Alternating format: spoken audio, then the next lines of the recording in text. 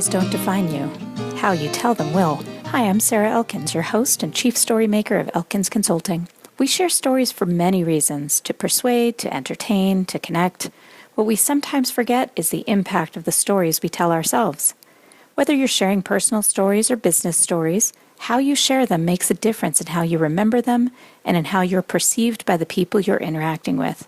When you figure out which stories to share, difficult bosses and coworkers, successes, failures, the next step is to develop how you share them. Have you figured out your patterns, your roles in those successes, the discomfort and your challenges?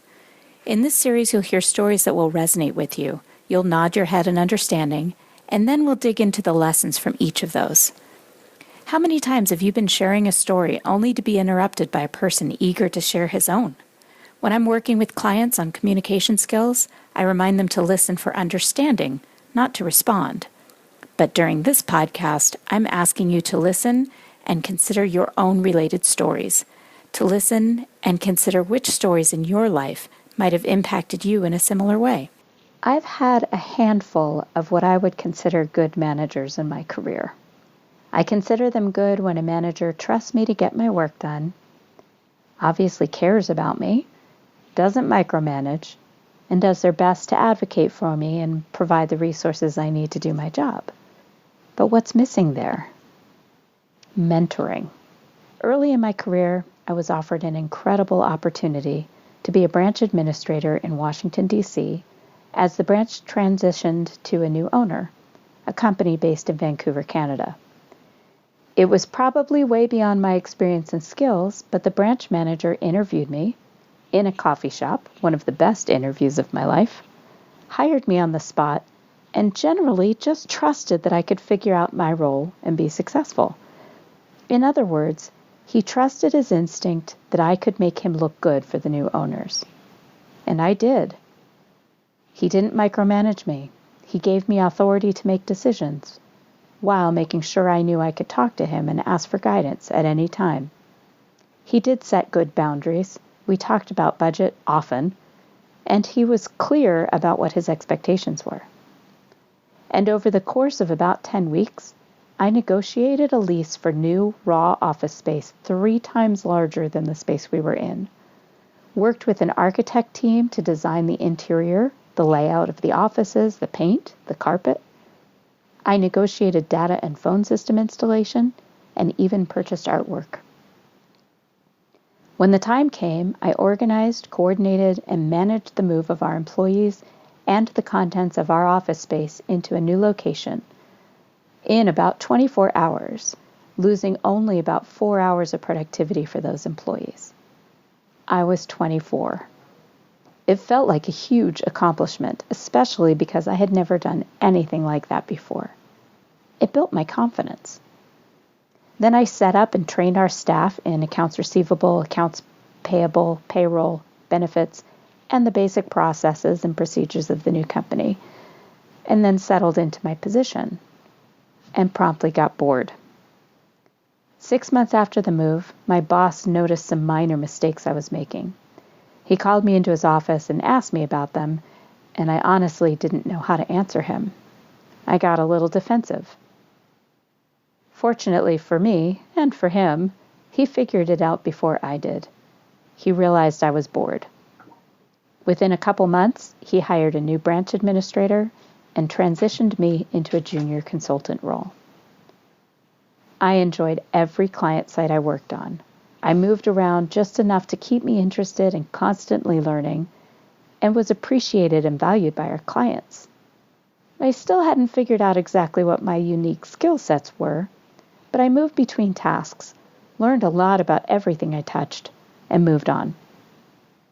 I look back now and think, thank goodness I had a boss who basically understood me so I could learn and grow in that position. What incredible opportunities I had despite my age and lack of experience. I also think, what if my boss had a tool back then that he could coach me, mentor me, to guide me in the direction of applying my unique strengths to a specific role? I made him look good because he gave me the tools and challenges I needed to succeed. But how much better could I have made him look if he had the ability to see into my future and guide me to my best self using my natural talents. I'm not one to look back with regret. I like to look back because I love to learn lessons from my experiences and to apply them to help others.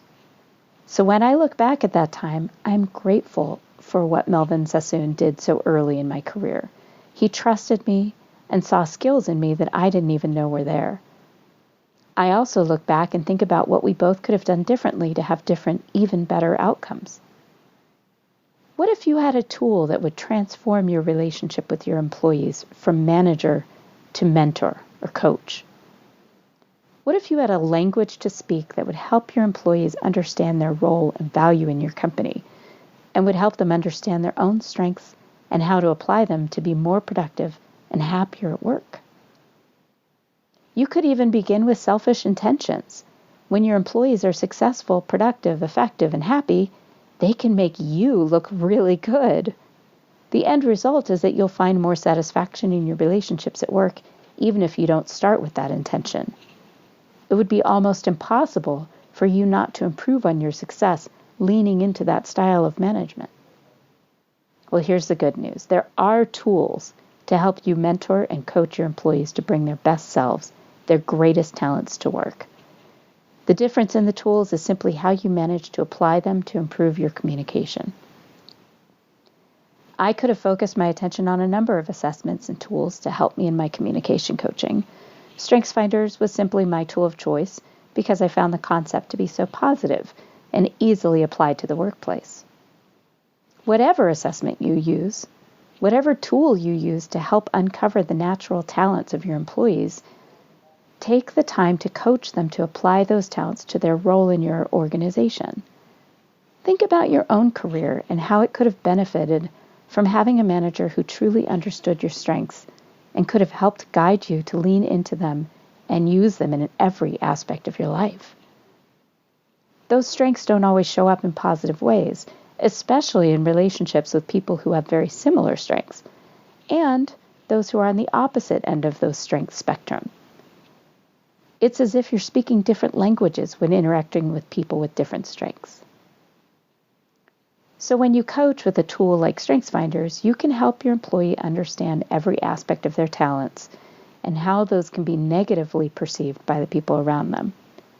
In time, that employee will start to be more self-reflective and will be able to adjust how they present their strengths to others, basically finding ways to get out of their own way in their heads and move past obstacles.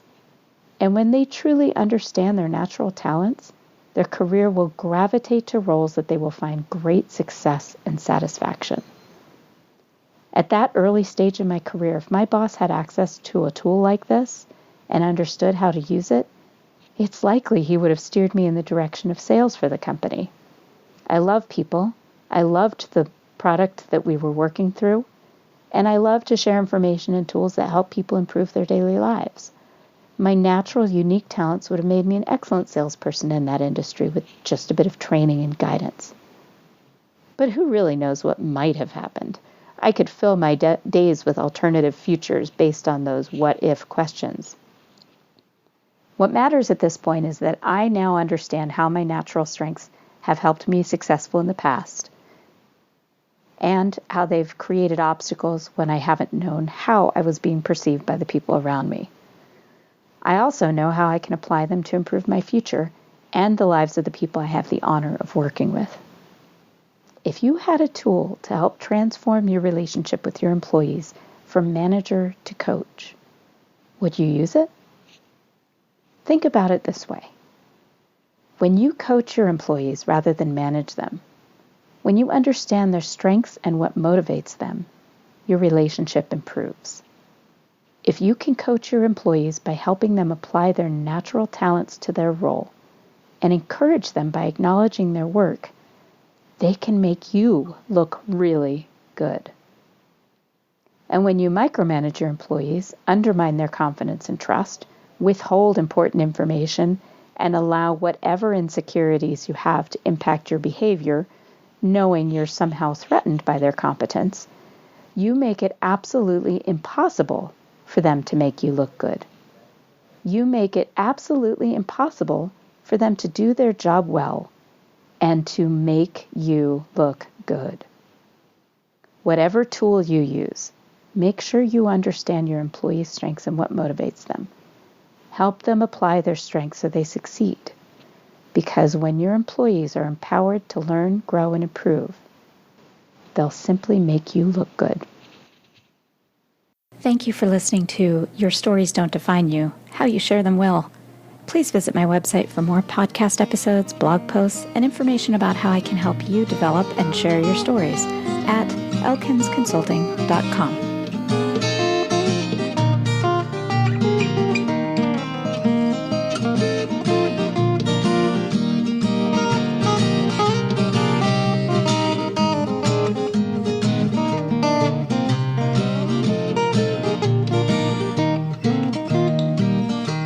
Listen to me, honey, while I say, how could you tell me that you're going away? Don't say